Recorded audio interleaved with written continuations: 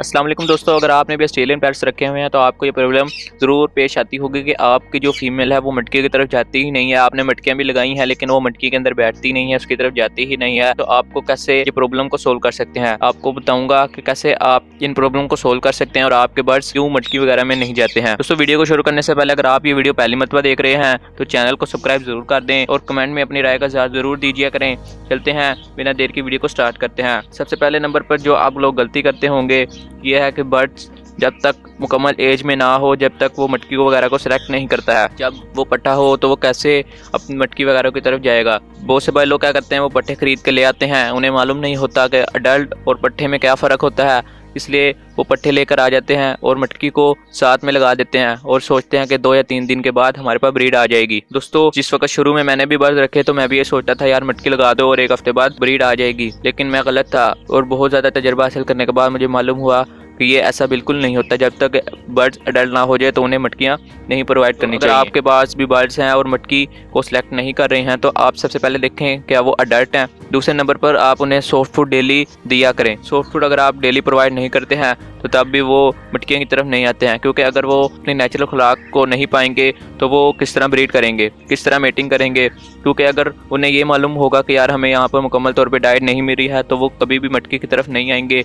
और मटकी अगर आपने जिस तरह की मर्जी लगाई हो वो उसकी तरफ नहीं आएंगे। इस तरह आपने सीड वगैरह को भी डेली अपने केज में रखना है। अगर आपको सीड ख़त्म हो चुकी है और अगर आपने सोचा कि मैं आज से कल प्रोवाइड कर दूंगा तो ये आप गलत करते हैं। सीड आपके केज में हर वक्त ज़रूर होनी चाहिए। दूसरे नंबर पर आप उनको प्राइवेसी सिक्योर ज़रूर रखें, क्योंकि अगर बर्ड्स के पास कोई भी बड़ी ऐसी चीज़ मौजूद हो जिससे वो डरते हों तो वो कभी भी मटकी सेलेक्ट नहीं करते हैं और एग्स ले नहीं करते हैं, ब्रीड की तरफ नहीं आते हैं। इसलिए अगर आपने देखना है कि आपने केज ऐसी जगह तो नहीं रखा या फिर कॉलोनी ऐसी जगह तो नहीं बनाई जहाँ पर कोई बड़ी शय जिससे बर्ड डरते हों उसकी तरफ आते हो। अक्सर औकात क्या होता है, भाई लोगों ने कॉलोनी बनाई होती है और कॉलोनी में मुर्गियाँ भी रखी होती हैं और साथ में ऑस्ट्रेलियन पैरट्स को भी रखा होता है, जिससे जो ऑस्ट्रेलियन पैरट्स हैं वो डरते हैं काफ़ी ज़्यादा मुर्गियों से और मुर्गियाँ हैं वो उनके दाने की तरफ भी आते हैं, जिससे वो अपने आप को सिक्योर फील नहीं करते हैं और ब्रीडिंग की तरफ नहीं आते हैं। तो अगर आपके केज के पास भी कोई बड़ी शय कुत्ता बिल्ली वगैरह अगर आती हो या फिर रात के वक्त बिल्ली वगैरह उसे आकर तंग करती हो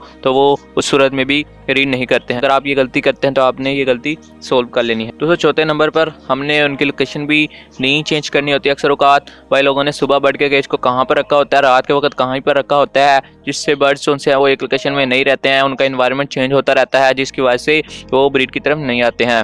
अगर बर्ड ब्रीड की तरफ नहीं आएंगे तो वो मटकी को सिलेक्ट नहीं करेंगे। इसलिए अगर आपने भी बर्ड से ब्रीड लेनी है तो उन्हें एक ही जगह पर रखें, एक ही जगह सेटअप लगाएं, बार बार उनकी लोकेशन वगैरह चेंज ना करें। अगर आप उनकी लोकेशन बार बार चेंज करेंगे तो वो ब्रीड की तरफ नहीं आएंगे। मेरे नज़दीक 5वें नंबर पर जो प्रॉब्लम आप पेश करते होंगे वो है कि नेचुरल पेयरिंग नहीं लगाते होंगे। नेचुरल पेयरिंग से मुराद आपने जो बर्ड्स की पेयर लगाया वो अपनी मर्ज़ी से लगाया, ना कि बर्ड की मर्ज़ी से।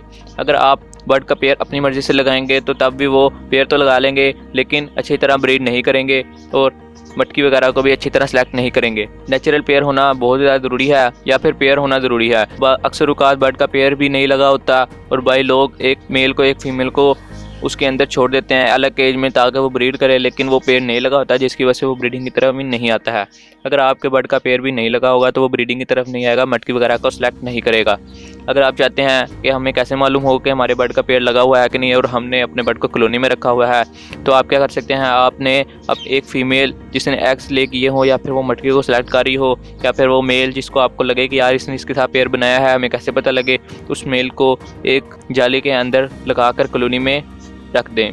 तो जैसे जो सा बर्ड उस जाली के पास ज़्यादा से ज़्यादा आएगा तो आप समझें कि इस बर्ड का इसके साथ पेयर लगा हुआ है। दोनों बर्ड को अलग केज में रख के उनसे अच्छी से अच्छी ब्रीड हासिल करें।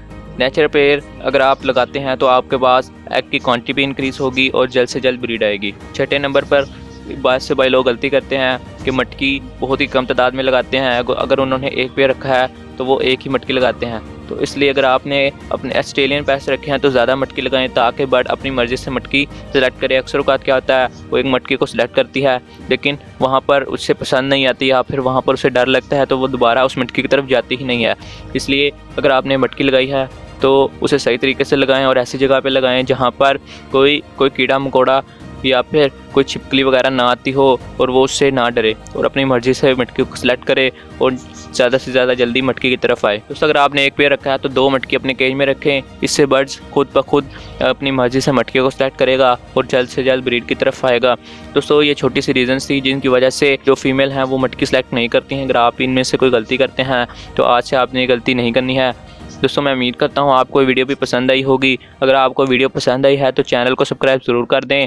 मिलते हैं एक नेक्स्ट वीडियो में, तब तक के लिए अल्लाह हाफिज़।